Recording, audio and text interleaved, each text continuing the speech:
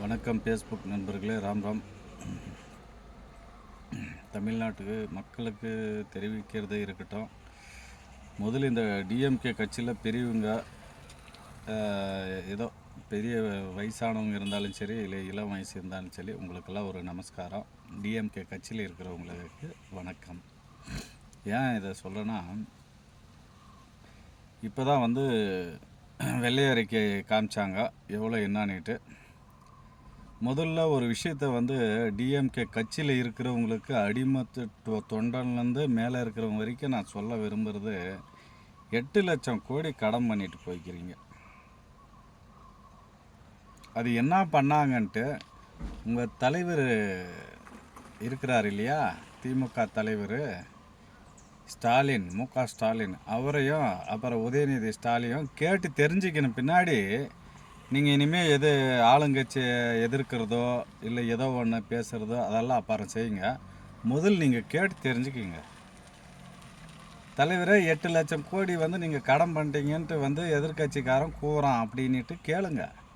அதுக்கு அவங்க பதில் சொன்னாங்க. ஃபர்ஸ்ட் ஆஃப் ஆல் ஒன்றெல்லாம் ஒரு எதிரிலே பேசுறதுக்கு கூட முடியாது உங்களால். ஏன்னா அவர் ராஜவம்சத்தில் வந்தவர். ஒரு யாராவது ஒரு மக்கள் போய் மனு கொடுத்தா கூட அது தொட மாட்டார், அவங்க கையை கூட டச் பண்ண மாட்டார், க்ளவுஸ் போட்டு தான் தொடுவார். புரியுதா? இதுவே தெரியல, சரி விடு. இன்னொன்று, பக்கத்தில் போய் செல்ஃபி எடுக்கிறேன்னா பலான்னு விடுவார். பஸ்ஸில் ஒருத்தனை விட்டானே அந்த மாதிரி. புரியுதா? அதுக்கு தான் சொல்கிறது, போய் அதெல்லாம் தெரிஞ்சுக்கின்னு கேட்டு 8,00,000 கோடி எங்கேப்பா நக்கின்னு போச்சு இதெல்லாம் கேட்டுக்கின்னு அது இதெல்லாம் ஓகே விடுங்க. இதெல்லாம் இது திமுக ஆட்சி கட்சி அவங்க இருக்கிறவங்க அதெல்லாம் விட்டுரு. அவங்க சார்பாக ஒரு மேடம் எட்டுன்னு வந்து மேயர்னு வச்சுக்கிறாங்க பாரு, ஐயோ அவங்க அலப்பற தாங்கலப்பா சாமி. சேகர் பாபுக்கு சின்ன வீடு மாதிரியே சுற்றி நினைச்சாது. இருக்கலாம், இல்லாத இருக்கலாம், நம்மளுக்கு தெரியாதுப்பா. சொல்கிறது வேற வீடியோ வச்சு பேசினுக்கிறேன் நான். என்ன பண்ணுறது? அது ஒழுங்காக பேச தெரியறதில்ல, தமிழை பேச தெரியறதில்ல, படிக்க தெரியறதில்ல, எல்லாம் மேயர்.